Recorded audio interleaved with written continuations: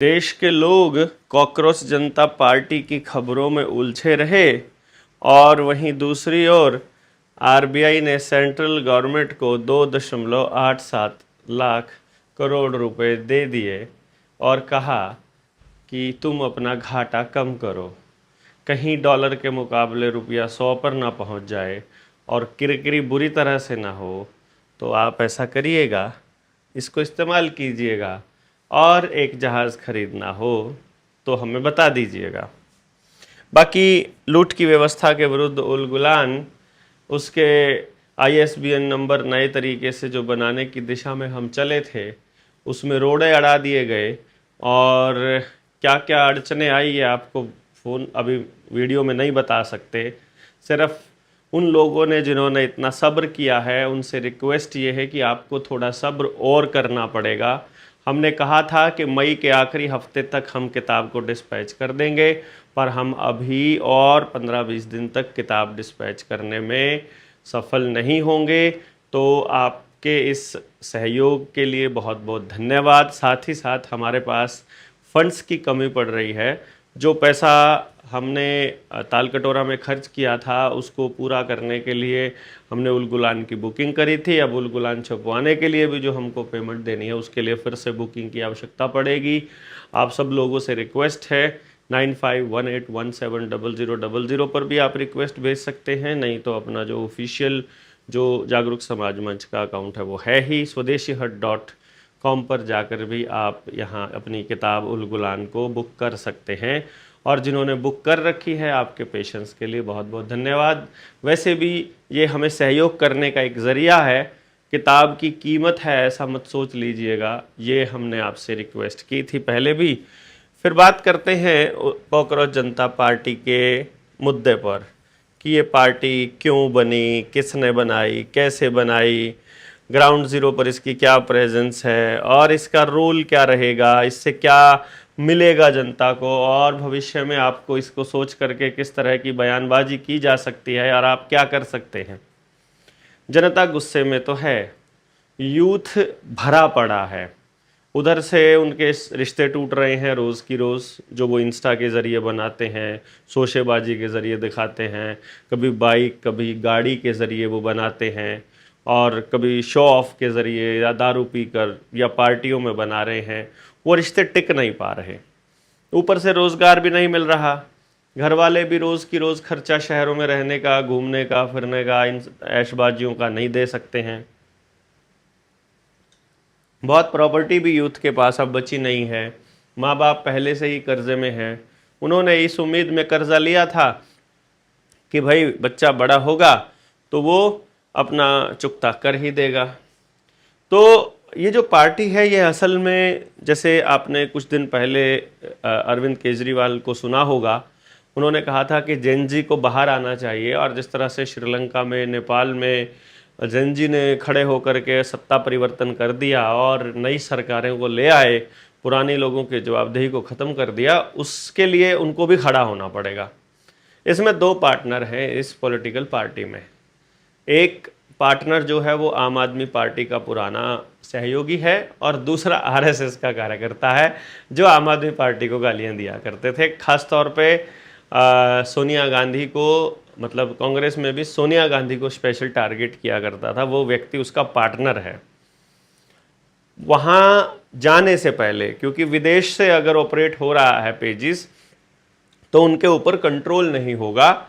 जिस तरह से आम आदमी पार्टी जिस वक्त बनी थी और ये आंदोलन चला था, इस सारे सोशल मीडिया को कंटिन्यू करने के लिए ध्रुव राठी को बाहर भेजा गया था या बाहर बैठे ध्रुव राठी को सपोर्ट किया गया था आम आदमी पार्टी के द्वारा। वैसे ही अभी आपने देखा होगा कि विदेश जाने से पहले अभिजीत ने मनीष सिसोदिया के साथ में, मनीष सिसोदिया को धन्यवाद कहते हुए कहा कि अब बहुत बहुत धन्यवाद, आपके सानिध्य में बहुत कुछ सीखने को मिला। जेनजी के लिए पहले ही केजरीवाल जो है वो कह रहा था कि तुम उठो और उनके लिए ये बन गई। इधर से रिमार्क आ गया सीजेआई का और मौका मिल गया। सिर्फ नाम सोच रहे थे कि नाम क्या रखा जाए, नाम क्या रखा जाए, कब लॉन्च किया जाए, और फटाक से लॉन्च हो गई कॉकरोच जनता पार्टी। जिन लोगों ने अब इसको, ये कैसे बनी और क्यों बनी का मतलब समझ में आ गया। कि यूथ के अंदर जो गुस्सा था उस गुस्से का इस्तेमाल कैसे किया जाए, ये सत्ता हमेशा से करती रही है। हर 10 से 15 साल में गुस्सा जो है वो बढ़ जाता है, तो उसके लिए कोई आंदोलन होता है तो आमतौर पे सत्ता परिवर्तन होता है। तो इस बार सत्ता परिवर्तन ना हो, बल्कि वो सारी ऊर्जा विपक्ष के पास ना चली जाए, तो एक ऐसा थोथा सा एक बुलबुला बना दिया जाए जो जितना जल्दी उठे उतना ही जल्दी गिर जाए। किसने बनाई ये आप सब लोगों को मालूम ही है। इसके ऊपर तो लगातार मतलब आप देख ही रहे हो कि एक लड़का है अंगद शायद और दूसरा है अभिजीत, जिनकी डिटेल आप सब लोगों को सोशल मीडिया पे मिल जानी है, वो मुझे बताने की ज़रूरत नहीं है, जो सोशल मीडिया पर ऑलरेडी अवेलेबल है। कैसे बनाई भी हम बता चुके। अब इसकी ग्राउंड ज़ीरो पर जो प्रेजेंस है वो क्या है। ग्राउंड ज़ीरो पर इन मामलों के लिए किसी भी व्यक्ति को, किसी एक भी कार्यकर्ता को, इस पार्टी के किसी भी फाउंडर मेंबर या किसी कार्यकर्ता ने कभी कोई ट्रेनिंग नहीं दी है। और वो ये बोल भी चुके हैं कि ये जो पॉलिटिकल पार्टी है ये हमने सिर्फ एक नाम दिया है, कि जिस तरह से भारतीय जनता पार्टी के अंडर में आने वाला सीजेआई यूथ को कॉकरोच की संज्ञा दे रहा है, तो हम कॉकरोच जनता पार्टी एक सटायर के रूप में एस्टैब्लिश की थी और सोशल मीडिया पर बहुत जल्दी से वो मतलब एकदम से फैल गई। ये था कारण उस पब्लिक के दिमाग में, दिल दिमाग में जो गुस्सा भरा पड़ा है उसकी वजह से, यानी हुआ वो उसके कारण था। और असल में जो आउटरीच है, जो यूथ का जो मूवमेंट्स है, प्रोटेस्ट है, कैंपेन है, स्लोगन है, ट्रेंडिंग में जो चल रहा है और जो इन्फ्लुएंस है, साथ में उसका इम्पैक्ट है, ये ग्राउंड पर नहीं है। इसमें ये मत समझ लीजिएगा कि जो लोग आज खड़े होकर के कॉकरोच जनता पार्टी जिंदाबाद के नारे लगा रहे हैं या वो सड़क पर उतर रहे हैं कि वो भीड़ उनकी समझाई हुई है। ना ही वो लोग उनके समझाए हुए हैं, ना वो लोग उनके फॉलोअर हैं, ना वो लीडर हैं, ना इसमें कोई अपॉइंटमेंट हुई है, ना ही किसी तरह का कोई मूवमेंट डिज़ाइन हुआ है कि हम क्या करने वाले हैं।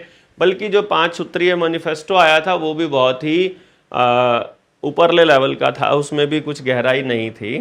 तो ये मानकर चलिए, यदि पब्लिक इस कॉकरोच जनता पार्टी को बहुत ज़्यादा तवज्जो दे देती है और जानते हुए, समझते हुए इसके बारे में चर्चा करती है कि भाई ये सत्ता पक्ष द्वारा अपनाया गया एक हथकंडा है जिसको एक्सपेरिमेंट के तौर पे लिया जाना चाहिए, ना कि पब्लिक को अपना दिल जान इसके अंदर झोंक देना चाहिए। जो फाउंडर है उसके बिना आप इस नाम को इस्तेमाल नहीं कर सकते। आप इस नाम को इस्तेमाल करते हैं, पार्टी लाइन के बाहर कुछ कहेंगे, वो बोल देंगे पार्टी लाइन में नहीं आता। आप कुछ भी उठाएंगे और कुछ उसके भुगतान आपको करना पड़ जाएगा तो पार्टी आपके साथ आएगी नहीं, कोई भी लोग नहीं आएंगे। तो आपका अपना कोई संगठन है, फिर आप रिस्क उठा सकते हैं। बाकी कॉल आया और सरदार गुरनाम सिंह चढ़ोनी को इसका राष्ट्रीय संयोजक बना दिया गया, ताकि जिन लोगों को राजनीतिक चुल मची है वो जा कर के फिर इस बैनर के नीचे खड़े हो जाएं। और यदि संभावना दिखी तो किसान आंदोलन में शामिल हुए किसानों की पार्टी की तरह इस पार्टी को भी इस्तेमाल कर लिया जाए पब्लिक के गुस्से को पंचर करने के लिए। अब इस समझ जगह आपको इसमें क्लैरिटी आ जानी चाहिए कि इसका इन्फ्लुएंस सिर्फ सोशल मीडिया है, इससे बाहर नहीं। ठीक है, होना क्या चाहिए? जिन लोगों ने सचमुच मेहनत की हुई है, जो लोग ग्राउंड पर लोगों से जुड़े हैं, जिनके साथ, जिनके कहने से मुद्दे पर लोग बाहर आने को तैयार हैं, उन लोगों को एक संगठित प्रयास इस पे करना चाहिए। हम जनता सरकार मोर्चा के लोग जिस उम्मीद में हैं कि हम आने वाले समय में इस व्यवस्था को टक्कर दें और साथ में खड़े होकर के अपनी आवाज़ को बुलंद करें, उस एंगल से जागरण जितना चल रहा है और एक एक व्यक्ति अपने अपने लेवल पर जिस तरह से सत्ता से सवाल पूछ सकता है वो शुरू कर दिया गया है। जनगणना टोटली फेल हो रही है, पहले लेवल की ही जनगणना फेल हो रही है, इस पर भी वीडियो बनेगी। अभी तो लेवल 1 है, दूसरा चरण बाकी है, तीसरा चरण बाकी है। अभी से इन टीचर्स को इनके स्कूलों में वापस भेजना चालू कीजिए। और ऑनलाइन तो डेटा देना ही नहीं है किसी भी हालत में। HPV वैक्सीन लगाने में ये बिल्कुल फेल हो गए हैं। हेपेटाइटिस बी के नाम पर बच्चों को वैक्सीन लगाने के लिए कलेक्टर को, एसडीएम को बोलना पड़ रहा है, स्कूलों में जाकर के जागरूकता फैलानी पड़ रही है, लेकिन अब स्कूलों में भी माँ बाप ने लिख कर दे दिया हमारे बच्चों को कोई दवाई और कोई वैक्सीन ना लगे, तो वहां भी अपनी जागरूकता काम कर रही है और बहुत बड़े लेवल पर काम कर रही है। तो वो जो जागरूक लोग हैं वो कल को अपने गाँव में इस राजनीतिक विचारधारा को कैसे मजबूत करेंगे, उसके लिए हर गांव में हमारे पास टीम का होना बहुत ज़रूरी है। इसलिए इतने लंबे समय तक हम जो यात्रा को चला रहे हैं वो उसका कारण ये है कि हम सब लोग एक दूसरे को समझ सकें, जान सके, एक दूसरे की उपयोगिता को जान करके फिर हम अपनी ड्यूटीज़ इस दिशा में लगाएं, तो ही इसका कोई फ़ायदा होगा। अब उनको क्या क्या सवाल पूछने चाहिए थे, जो बाकी जो सवाल पूछे हैं उनमें से जो मैनिफेस्टो दिया है उसमें से 2-3 तो ऐसे पॉइंट्स हैं जो 2/3 बहुमत के बिना संभव ही नहीं है, जो कि 2/3 बहुमत फिलहाल राज्यसभा और लोकसभा दोनों सदनों में अभी वो तो उसका तो सवाल ही छोड़ दीजिए।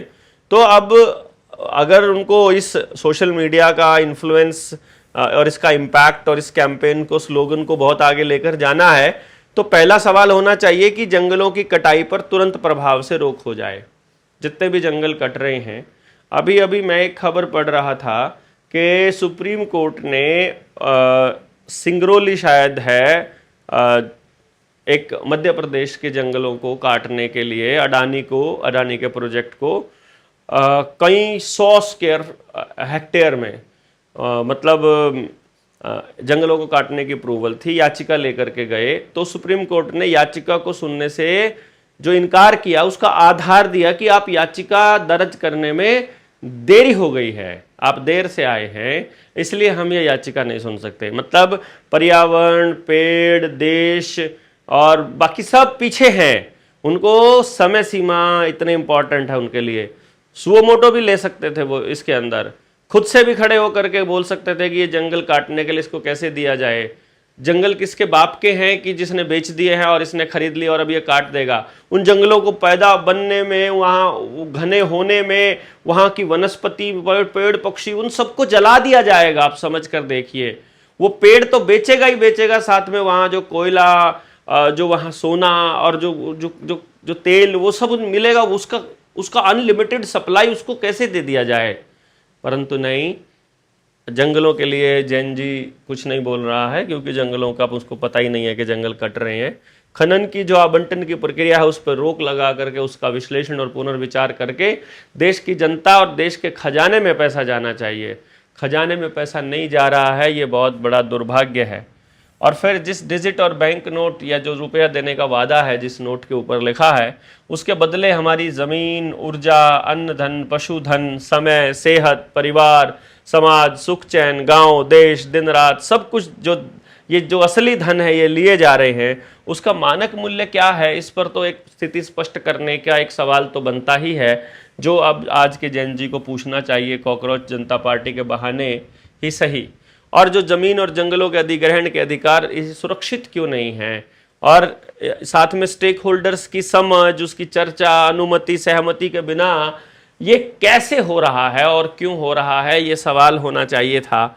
साथ ही साथ एनईटी, जेई, सीटैट, एचटैट जैसे एग्जाम्स अलग से क्यों करवाने पड़ रहे हैं, ये सवाल इसलिए ज़रूरी है क्योंकि एनईटी की जो नीट की जो परीक्षा थी उसके रद्द होने, यानी उसके पेपर लीक होने के बाद, रद्द होने के बाद यूथ के गुस्से को इस्तेमाल करने के लिए कॉकरोच जनता पार्टी बनी थी। अब मुझे सवाल बेसिक पूछने में और फंडामेंटल सवाल पूछने में ज़्यादा रुचि है। मैं आमूलचूल परिवर्तन की दिशा में काम करना चाहता हूं। मैं इस दिशा में काम करना ही नहीं चाहता हूं कि हम लोग आज आवाज़ उठाएं और कल को वो बुलबुला फुस और उसके बाद फिर रास्ता ही कुछ ना मिले। यूथ को करना क्या है? मेरा सवाल ये है कि जिस बच्चे को आपने उस बोर्ड में पढ़ाया है, सीबीएसई में, हरियाणा बोर्ड में, यूपी बोर्ड, बिहार बोर्ड, जिस भी बोर्ड में जो मान्यता प्राप्त बोर्ड है, और उस बोर्ड से पढ़ने के बाद उस बच्चे ने मार्क्स लिए हैं, पास हुआ है, आपने पास कहा है, तो फिर डॉक्टर बनने के लिए कि अलग से एक परीक्षा क्यों है? या तो जो टीचर्स ने वो 12वीं के पेपर में पास किए हैं, जिस एग्ज़ाम में उनको पास किया गया है, या तो आपको उन टीचर्स के ऊपर यकीन नहीं है कि उनको मार्किंग करनी आती है कि नहीं, पेपर देने आते हैं कि नहीं, पेपर सेट करने आते हैं कि नहीं, पढ़ाना आता है कि नहीं। अगर उन पे भरोसा नहीं है तो उनको स्कूलों से बेदखल क्यों नहीं करते हो, स्कूल से निकालो। उन पर यकीन है तो उनके पास किए हुए बच्चों को फेल कैसे कर सकते हो आप दोबारा से किसी और पेपर में। तो ये एक सवाल है जिसमें यह देखना पड़ता है कि जिस बच्चे को आपका स्कूली सिस्टम पास कह चुका है उसे फिर कोई एक नया टेस्ट लेकर फेल घोषित करने की आवश्यकता क्या है। आपको स्कूल में ही उस बच्चे के एप्टीट्यूड का पता क्यों नहीं चलता है कि यह बच्चा बड़ा होकर बहुत अच्छा पुलिस ऑफिसर बन सकता है, ये बच्चा जज बन सकता है, वकील बन सकता है, संगीतकार बन सकता है, डांसर बन सकता है, और उसको स्कूल में ही तैयार क्यों नहीं किया जाता है। बल्कि आप सब लोग सब बच्चों को एक ही पढ़ाई पढ़ा करके और उसके बाद में उसको पास करके फिर बाद में फेल करते हो कि तुम एग्जाम में तो पास हो गए हो, बोर्ड तो पास कर लिया, लेकिन तुम जिंदगी में फेल हो गए हो। और जब जिंदगी में फेल हुए लोग जब आगे बढ़ते हैं तो आपको फिर वो खबरें मिलती हैं कि नीट की परीक्षा रद्द होने से गुस्सा में एक लड़के ने फांसी खा ली, एक लड़की ने फांसी खा ली, किसी बच्चे ने छत से कूद के जान दे दी, कोई ट्रक के आगे, कोई बस के आगे, कोई ट्रेन के आगे आकर आत्महत्या कर ली। फिर आपको यही सब खबरें देखने को मिलती हैं। और एक केस आ गया कोरोना का तो पूरा शहर बंद कर दिया, ये आपने देखा। लेकिन एक एसी बस जल गई तो एसी बस बंद नहीं की, और उसमें हजारों लोग रोज मर रहे हैं जिस वजह से वो चीज बंद नहीं कर रहे हैं। जिसकी वजह से आग लग रही है जंगलों में वो चीज बंद नहीं कर रहे हैं। क्लाइमेट चेंज के नाम पर बाकी गाड़ियां बैन हो रही हैं कि डीजल और पेट्रोल की गाड़ियां नहीं ला सकते, सीएनजी की गाड़ियों में और दूसरी गाड़ियों में, इलेक्ट्रिक गाड़ियों में आग लग के ब्लास्ट होके घर के घर खत्म हो रहे हैं, उसको बैन नहीं करेंगे। सिलेंडर फटने से जब घर में आग, इतने सारे लोग मर जाते हैं, पूरी बिल्डिंग गिर जाती है, तो उसको बंद नहीं कर रहे हैं। एक्चुअली जीवन जीने की दिशा में आगे बढ़ाने की का कोई प्रोसेस ये काम नहीं कर रहे और हमको उलझुल चीज़ों में उलझा के रखे हैं। तो ये एग्ज़ाम अलग से होने के बेसिक सवाल पर ही, फंडामेंटल बिंदु पर ही मेरा सवाल है। आप देखिए आपको क्या लगता है, गलत है कि सही है। और जो स्मार्ट और आधुनिकता और तकनीक के नाम पर जो रिसोर्सेज की नीलामी बिकवाली चल रही है, उसका आधिपत्य है, जैसे बिजली है, पब्लिक सेक्टर अंडरटेकिंग वाले जितने भी मतलब उपक्रम हैं, जैसे कोल का जो जितना भी सेक्टर है, फिर हेल है, भेल है, सेल है, रेल है, रोडवेज है, फिर एयरपोर्ट्स हैं, समुद्री पोर्ट हैं, रोड हैं, सड़क है यानी कि, और फिर आर्मी की ज़मीन है, रेलवे की ज़मीन है, कंस्ट्रक्शन का काम है, एनर्जी का है, सोलर का है, फिर सीएनजी का है, पेट्रोल डीजल का है, पवन चक्कियों का है, ऑयल की रिफाइनरीज का है, साइलोज का है। ये सारे काम फिर किसी एक ही व्यक्ति को क्यों दिए जा रहे हैं? और फिर गांव, निगम, सड़क, डैम, पेड़, जंगल, ये सब इसमें समझ नहीं आ रहा है कि आप सब लोगों को ये सब दिख रहा है या नहीं दिख रहा है। नहीं दिख रहा है तो आपको हम बता रहे हैं, और दिख रहा है तो भाई इसके ऊपर कुछ करना चालू कीजिए। बड़ी गड़बड़ वाली समस्या है। फिर समस्या के निवारण, भ्रष्टाचार, अपराध की जवाबदेही किसकी है? मान लीजिए आपके इंस्टीट्यूशन में कोई चोरी हो जाती है या उसमें कोई भ्रष्टाचार हो जाता है, किसी बच्चे के ऊपर कोई गलत मतलब उसका रेप हो जाता है, किसी के साथ में गलत आचरण होता है, या कुछ भी हो रहा है, या फिर करप्शन होकर के आपका पैसा लूटा जा रहा है, कोई बड़ा घोटाला, कोई बड़ा स्कैम हो रहा है, तो जवाबदेही किसकी है?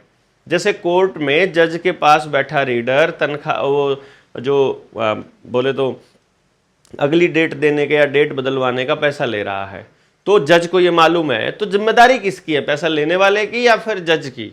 इसी तरह से किसी डिपार्टमेंट में कोई घोटाले पे घोटाले किया जा रहा है, माइनिंग के नाम पर कर रहा है, या ठेके देने की प्रथा पे कर रहा है, इलेक्ट्रॉनिक सिस्टम के देने पे कर रहा है, सीसीटीवी कैमरे के टेंडर पे कर रहा है, तो उसमें जो घोटाला करने वाला है वही जिम्मेदार माना जाए, या उस डिपार्टमेंट का उच्चाधिकारी माना जाए, उसका मंत्री माना जाए? डायरेक्टर और मंत्री दोनों सस्पेंड होने बंद हो शुरू हो जाओ कि भैया एक डिपार्टमेंट में भ्रष्टाचार हुआ तो उसका जो डायरेक्टर है टॉप पोजीशन पर बैठा हुआ और मंत्रालय में बैठा मंत्री, वो दोनों के दोनों को इस्तीफा देना पड़ेगा। सिर्फ इतनी सी बात आ जाए, सारे भ्रष्टाचार रुक जाएंगे। लेकिन यहाँ क्या होगा, होम मिनिस्टर अपनी इस्तीफा नहीं देगा, बल्कि जो सबसे लास्ट थानेदार है वो रिश्वत लेता हुआ पकड़ा जाएगा, जबकि थानेदार को स्पेशल ऊपर से ऑर्डर आते हैं, तुमको इतना पैसा इकट्ठा करके पहुंचाना ही पहुंचाना है। ये सब लोगों को मालूम है। तो ज़मीनी हकीकत से इधर इतर इतर मतलब अलग, सोशल मीडिया पर जो है निकम्मेपन, एंगर मतलब गुस्सा, रेज, खालीपन, बेरोजगारी, दिशा भ्रमित लोगों की, भावना में डूबे लोगों की ऊर्जा का क्षय करके एक और इमोशनल स्कैंडल तो नहीं है। मुझे तो इसके अतिरिक्त कुछ और भी नज़र नहीं आ रहा है। यानी कॉकरोच जनता पार्टी असल में एक इमोशनल स्कैंडल की तरह है कि जिस प्रकार से केजरीवाल ने लोगों के अंदर उम्मीद जगाई और बाद में अब ये प्रूव कर दिया लोगों ने या फिर केजरीवाल ने कि आपने जो उम्मीद जगाई थी उस पर आप खरे नहीं उतरे। आप कांग्रेस के खिलाफ गालियां देते हुए सत्ता में आए और फिर कांग्रेस के साथ ही हाथ मिलाने चले गए। आप चारा घोटाले वालों के साथ चले गए, दूसरे वालों के साथ। तो ये एक इस तरह का एक परसेप्शन बना, मैं ये कहने की कोशिश कर रहा हूँ, और लोगों को वो एक इमोशनल स्कैंडल की तरह लगा, जिससे लोगों में नाउम्मीदी बहुत ज़्यादा आती है। यानी कि नाउम्मीदी बहुत आती है, तो लोग अगले बार किसी क्रांतिकारी को या किसी परिवर्तन करने वाले व्यक्ति को भी इसी नज़र से देखेंगे कि कहीं ये भी एक अगला इमोशनल स्कैंडल तो ना हो। तो इससे जुड़ने वाले जो पहली पंक्ति के लोग हैं उनको देखिएगा। आज कॉकरोच जनता पार्टी के नाम पर कोई प्रेस कॉन्फ्रेंस कर रहा है यूथ, कोई सड़क के ऊपर जा रहा है, कोई कुछ और कर रहा है। तो आप उनकी पृष्ठभूमि देखिए, वो किसी खास मौके पर खड़े होकर आते हैं या देश में जागरण कर रहे हैं, देश के लोगों को जगा रहे हैं किन्हीं मुद्दों पर, और वो उस मूवमेंट का हिस्सा है, बहुत अच्छी बात है, ये फिर कोई दिक्कत नहीं है। और अगर वो सिर्फ अभी अभी आए हैं, किसी पॉलिटिकल पार्टी के व्यक्ति हैं, राजनीतिक लोग हैं, और वो अब आ गए हैं राजनीति करने के लिए, तो उसको आप किस तरह से देखेंगे ये भी आप ही का काम होगा। मैं तो कैसे कह सकता हूँ कि क्या इसमें आपको करना चाहिए। तो कैसे लोग होंगे, मुझे ऐसा लग रहा है कि वो लोग हैं जिनको तुरंत नतीजे चाहिए, या तो वो इमोशनल हैं या बहुत सुस्त और कमज़ोर लोग हैं जो किसी और का इंतज़ार कर रहे थे कि कोई और आएगा जो वो हमको पार लगाएगा और हमारे बस का कुछ नहीं है, ऐसा कुछ प्रूव करने वाले लोग हैं। या अभी तो केवल नाम ही वायरल हुआ है, अभी तो कुछ आया ही नहीं है। कोई जागरण, long term planning, vision, leadership, initiatives, consistent initiation कितना है और कंसिस्टेंसी क्या है, उसकी बहुत कमी यहाँ पर नज़र आ रही है। कंसिस्टेंसी का मतलब है कि निरंतरता। और मैं आपको बताता हूँ, टैलेंट, कई बार निरंतरता और टैलेंट के बीच में लड़ाई हो जाती है। एक व्यक्ति है जो ज़्यादा समय से लगा हुआ है, एक व्यक्ति है जो टैलेंटेड है, तो आप किसको प्रेफर करोगे? मेरा व्यक्तिगत जो आकलन है वो है जो निरंतर है वो बेस्ट है, क्योंकि जैसे कहते हैं ना कि करत करत अभ्यास के जड़मति होत सुजान। जड़मति मतलब जिसकी जड़मति है, बिल्कुल बुद्धि बिल्कुल वो है, वो भी सुजान हो जाता है, वो भी बुद्धिमान हो जाता है। जैसे रसरी आवत जाते सिल पर परत निशान, यानी रस्सी जब आती जाती है, रस्सी इतनी मजबूत नहीं होती है, लेकिन वो इतनी बार उस जगह से आती है जब वो पानी निकाल रही होती है कुएं से, कि वो पत्थर जो है उसको भी काट देती है, लगभग उस पर भी निशान डाल देती है।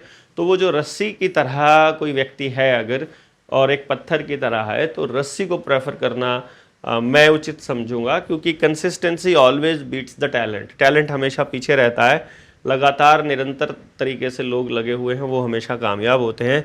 तो इसको बुलबुले की तौर पर लीजिए, जितनी जल्दी रातों रात ये उठा है वैसे ही रातों रात ये गायब हो जाएगा, और लोगों का गुस्सा, लोग सोशल मीडिया पर जो लिखना चाहते हैं सरकार के खिलाफ या किसी पॉलिटिकल पार्टी के नेता के खिलाफ, वो सब इसके बहाने से कह देंगे और बात चल जाएगी।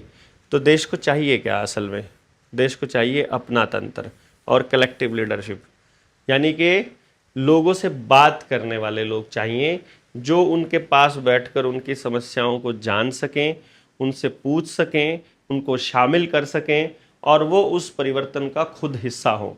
जब तक वो बच्चे, जब तक वो लोग खुद परिवर्तन का हिस्सा नहीं होंगे, तब तक कोई परिवर्तन नहीं होगा, मेरा ऐसा मानना है।